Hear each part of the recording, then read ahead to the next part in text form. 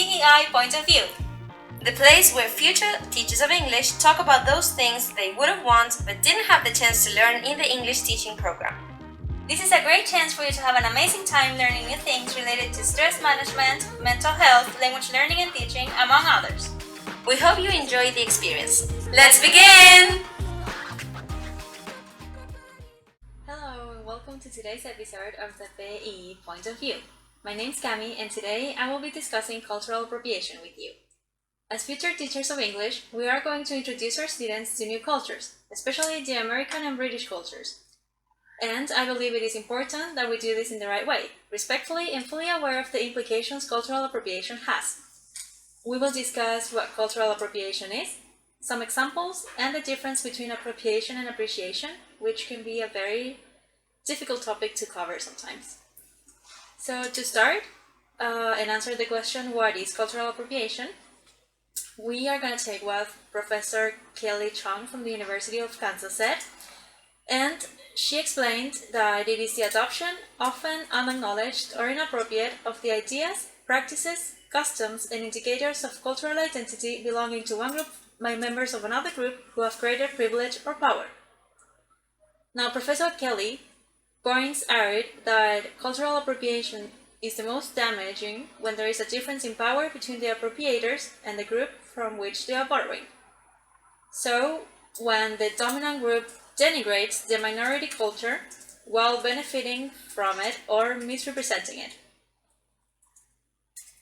This is what happens, for example, when white people take different aspects of cultures that don't belong to them, for example, religious ideas, and they perform these religious practices without really knowing what they mean. For example, when white people wear a bindi on their forehead without realizing the religious implications a bindi has. And another example that I think most people is familiar with is blackfishing. Now, blackfishing happens when white public figures and influencers do everything in their power to appear black.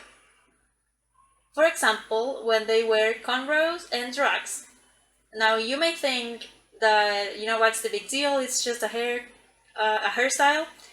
And it is a hairstyle, but black people use these hairstyles to protect their scalps and their hair from, because their scalp is very dry sometimes and they get dandruff, and so these styles help their scalp feel better. And there is really no need for white people to wear them, but they do so anyways. And this creates a very dangerous paradox as it celebrates black beauty and aesthetics, but only when highlighted by white people. And it feels almost like people don't recognize the beauty of certain practices when they are practiced by minorities. But when white people do it, it tends to become a trend, and they see it as something groundbreaking, even though it's been happening for many, many years before that. So, instead of appreciating black culture from the outside, people feel a need to own it, in this particular case, the black culture, and they don't participate in the full experience of blackness and the systemic discrimination that goes with it, which I think is the ugliest part of cultural appropriation, because people are enjoying things that belong to other cultures, but without the racism and stigma that exists behind said practices. Now, to go on to our next point, which is appropriation versus appreciation, we need to know that when looking at issues of cultural appropriation, it is important to consider who is the cultural insider in these circumstances and what the power dynamic is. So I'm going to give you an example, and I want you to picture these two situations. In the first one, you have a foreigner wearing a hanbok, which is a traditional piece of clothing worn in South Korea. So you have a foreigner at a Halloween party wearing this hanbok and, going, "I'm Korean," and slanting their eyes with their fingers and just being very inappropriate. And in the second situation, you have a foreigner wearing a hanbok in Korea to gain access to one of the palaces that allow you a free entrance if you are wearing a hanbok. And if you think about it, in the first situation, we are, of course, in the presence of cultural appropriation. But in the second one, we are talking about cultural appreciation because there are all these Korean people who are almost supervising this foreigner wearing a hanbok, and they are making sure that they know what it means to wear a hanbok and what it means for them historically.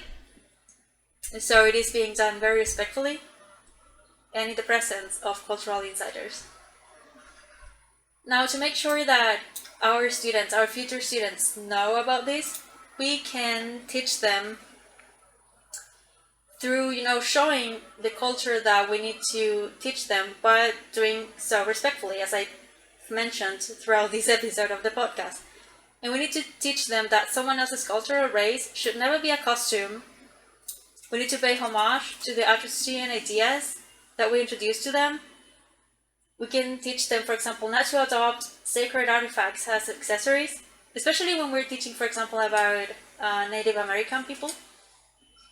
And the most important thing we need to introduce to them is that appropriation is no substitute for diversity, which is, I think, the most important aspect of today's episode.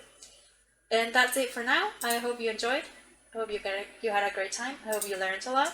And see you in the next episode. Bye bye.